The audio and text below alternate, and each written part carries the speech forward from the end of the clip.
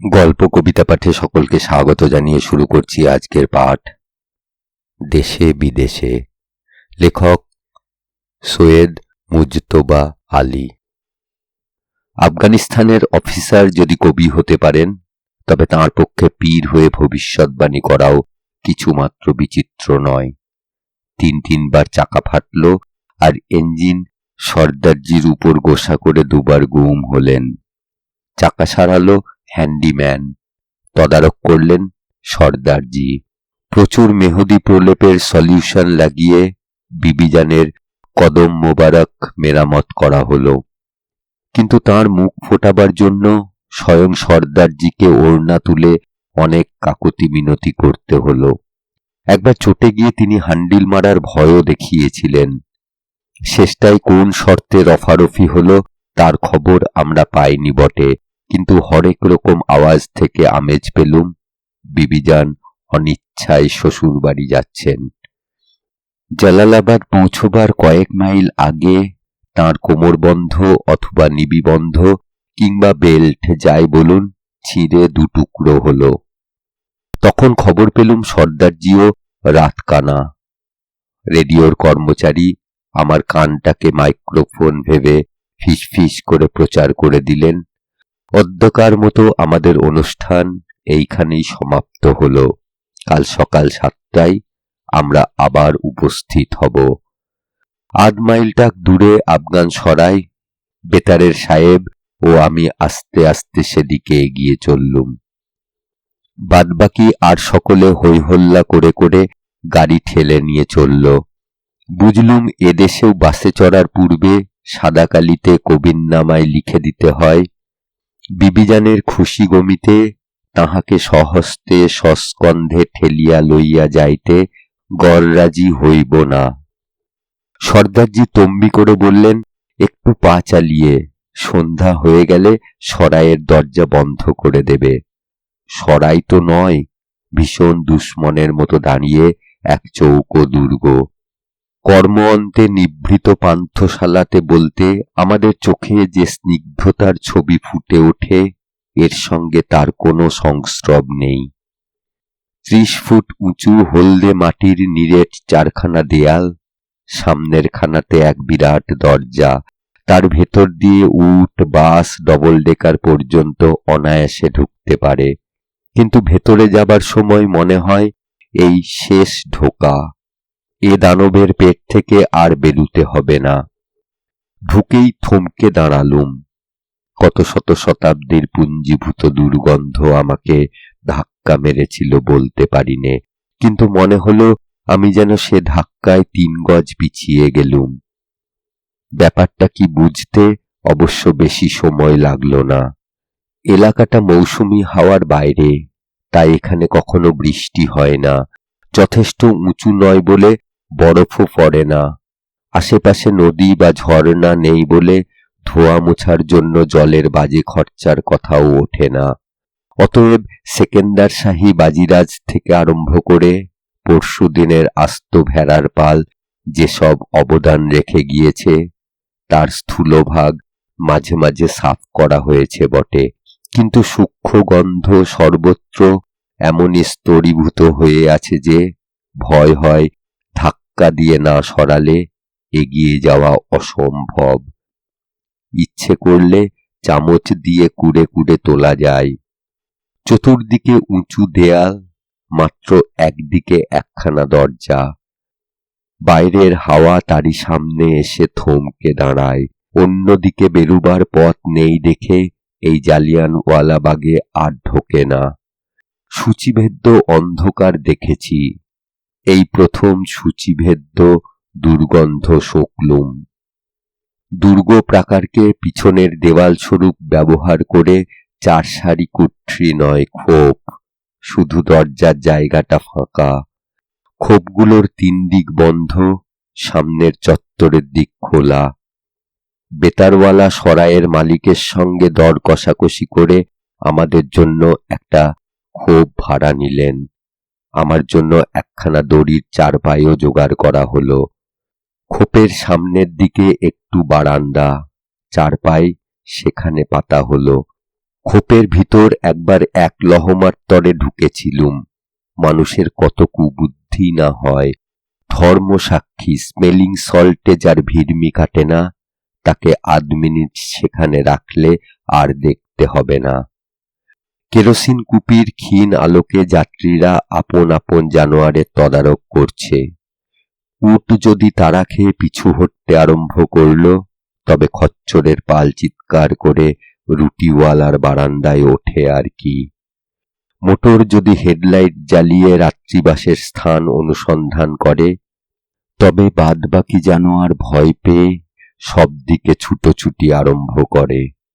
মালিকেরা তখন আবার চিৎকার করে আপন আপন জানোয়ার খুঁজতে বেরোয়। বিচুলি নিয়ে টানাটানি, রুটির দোকানে দর কষাকষি, মোটর মেরামতের হাতুড়ি পেটা, মোরগ জবাইয়ের ঘরঘরানি, আর পাশের খোপের বারান্দায় খান সাহেবের নাক ডাকানি। তার নাসিকা আর আমার নাকের মাঝখানে তফাৎ 6 ইঞ্চি। সিথান বদল করার উপায় নেই। পা তাহলে পশ্চিম দিকে পড়ে ও মুখ উটের নেজের চামর ব্যজন পায়। আর উট যদি পিছু হটতে আরম্ভ করে, তবে কি হয় না হয় বলা কিছু কঠিন নয়। গোমূত্রের মতো পবিত্র জিনিসেও প্রপাত স্নানের ব্যবস্থা নেই। তবে একথা ঠিক, দুর্গন্ধ ও নোংরামি সহ্য করে কেউ যদি সরায়ে জ্ঞান অন্বেষণ অথবা আড্ডার সন্ধানে একটা চক্কর লাগায়, তবে তাকে নিরাশ হতে হবে না। আহমদ আলীর ফিরিস্তি মাফিক সব জাত সব ভাষা তো আছেই, তার উপরে গুটি কয়েক সাধু সজ্জন, 2-1 হজ যাত্রী পায়ে চলে মক্কা পৌঁছবার জন্য তাঁরা ভারতবর্ষ থেকে বেরিয়েছেন। এদের চোখে মুখে কোনো ক্লান্তির চিহ্ন নেই, কারণ এরা চলেন অতি মন্দ গতিতে এবং নোংরামি থেকে গা বাঁচাবার কায়দাটা এরা ফ্রন্টিয়ারেই রপ্ত করে নিয়েছেন। সম্বল সামর্থ্য এদের কিছুই নেই।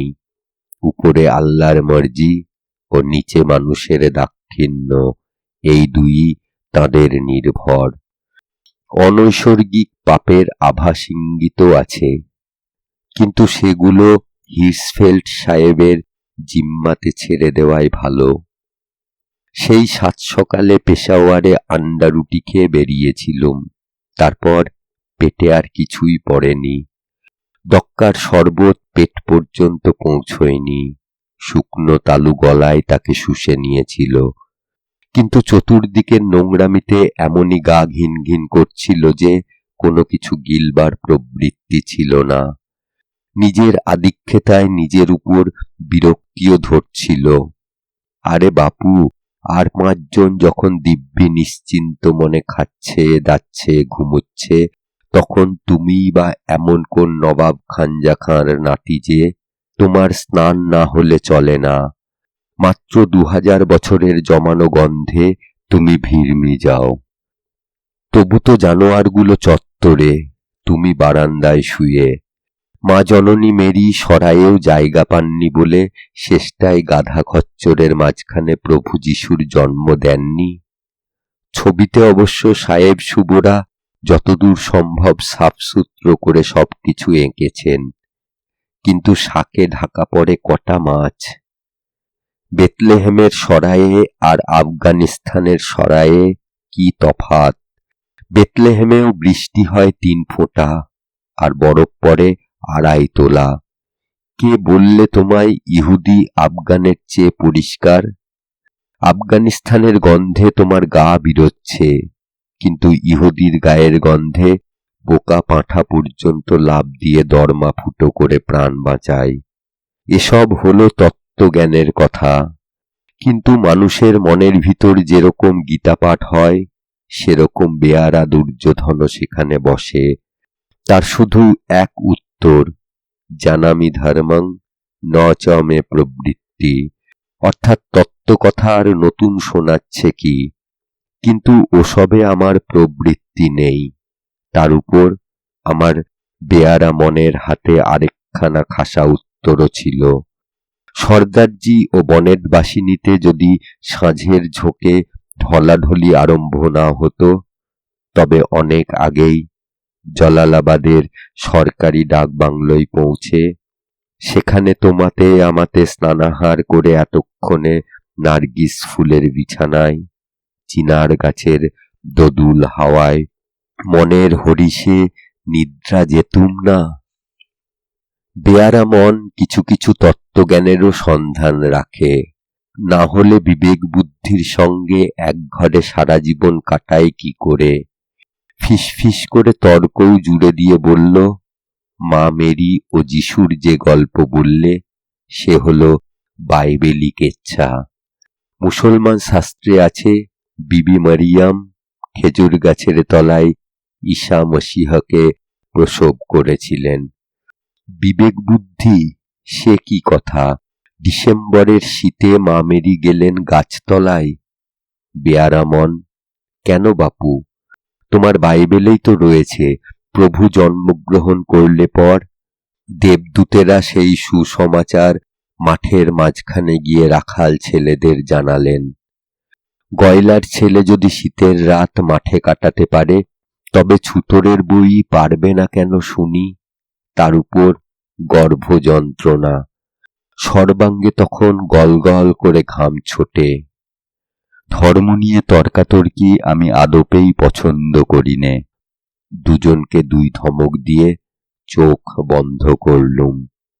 চত্বরের ঠিক মাঝখানে 40-50 হাত উঁচু একটা প্রহরী শিখর। সেখান থেকে হঠাৎ এক হুঙ্কার ধ্বনি নির্গত হয়ে আমার তন্দ্রা ভঙ্গ করল।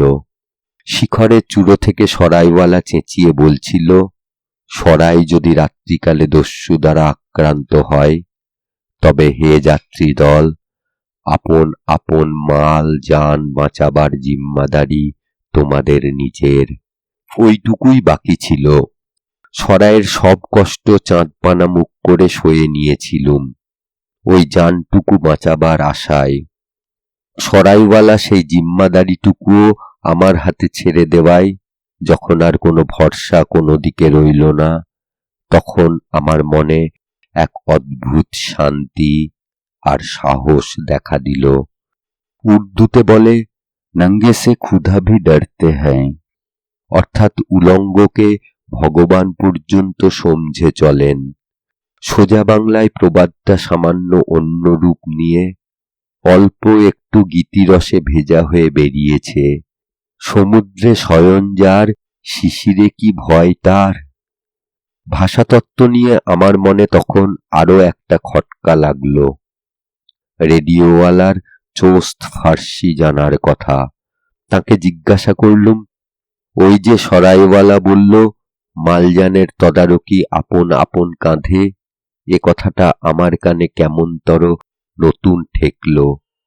সমাজটা কি জানমাল নয়? অন্ধকারে রেডিওওয়ালার মুখ দেখা যাচ্ছিল না, তাই তার কথা অনেকটা বেতার বার্তার মতো কানে এসে পৌঁছল। বললেন, ইরান দেশে ফার্সিতে বলে জান মাল, কিন্তু আফগানিস্তানে জান সস্তা, মালের দাম ঢের বেশি, তাই বলে মাল জান। আমি বললুম, তাই বোধ করি হবে। ভারতবর্ষেও প্রাণ বেজায় সস্তা, তাই আমরাও বলি ধনে প্রাণে মেরো না। প্রাণে ধনে মেরো না কথাটা কখনো শুনিনি। আমাতে বেতারওয়ালাতে তখন একটা ছোটখাটো ব্রেন্স ট্রাস্ট বানিয়ে বসেছি। তিনি জিজ্ঞাসা করলেন, ফ্রন্টিয়ারের ওপারে তো শুনেছি জীবন পদে পদে বিশেষ বিপন্ন হয় না, তবে আপনার মুখে এরকম কথা কেন? আমি বললুম, বুলেট ছাড়া অন্য নানা কায়দায়ও তো মানুষ মরতে পারে। জ্বর আছে, কলেরা আছে, সান্নিপাতিক আছে, আর না খেয়ে মরার রাজকীয় পন্থা তো 12 মাসই খোলা রয়েছে। সে পথ ধরলে দুদণ্ড জিরোবার তরে সরাই বলুন আর হাসপাতালি বলুন, কোনো কিছুরই বালাই নেই। বেতার বাণী হল, না খেয়ে মরতে পারাটা তামাম প্রাচ্যভূমির অনবদ্য প্রতিষ্ঠান। একে অজরামর করে রাখার নিঃস্বার্থ প্রচেষ্টার নামান্তর হোয়াইট মেন্স বার্ডেন। কিন্তু আফগানরা প্রাচ্যভূমির ছোট জাত বলে নিজের মোট নিজেই বইবার চেষ্টা করে। সাধারণত এই মোট নিয়ে প্রথম কাড়াকাড়ি লাগায় ধর্মপ্রাণ মিশনারিরা, তাই আফগানিস্তানে তাদের ঢোকা কড়া বারণ। কোনো অবস্থাতেই মিশনারিকে পাসপোর্ট দেওয়া হয় না। মিশনারির পরে আসে ইংরেজ, তাদেরও আমরা পারতপক্ষে ঢুকতে দিই না। ব্রিটিশ রাজদূতাবাসের জন্য যে কজন ইংরেজের নিতান্ত প্রয়োজন, তাদেরই আমরা বড় অনিচ্ছায় বরদাস্ত করেছি।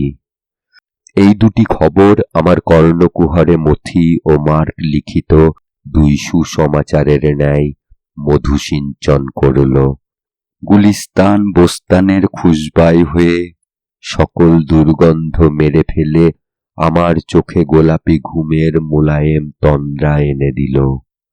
জিন্দাবাদ আফগানিস্তান, না হয় থাকলই বা লক্ষ লক্ষ ছারপোকা সে দেশের চার পায়ের সঙ্গে সঙ্গে জিন্দা হয়ে।